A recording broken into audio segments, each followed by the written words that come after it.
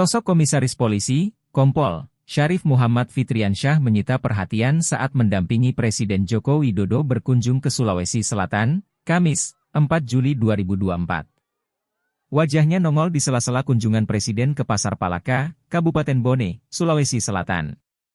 Kompol Syarif Muhammad Fitriansyah Asisten Ajudan Presiden Joko Widodo, Jokowi, sejak 2016.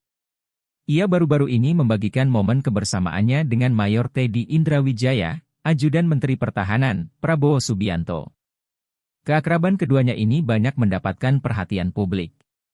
Syarif Fitriansyah adalah asisten ajudan Presiden Jokowi yang saat ini banyak membuat penasaran warganet. Syarif diketahui sudah mengemban amanah menjadi asisten ajudan Presiden selama 7 tahun lamanya. Pria yang memiliki nama lengkap Syarif Muhammad Fitriansyah itu adalah putra Pontianak yang lahir pada tanggal 17 April 1991.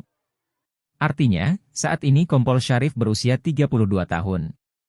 Syarif pun telah memiliki seorang istri yang selalu setia menemaninya bernama Widya Ariska, dan dikaruniai 2 orang anak, 1 laki-laki dan 1 perempuan.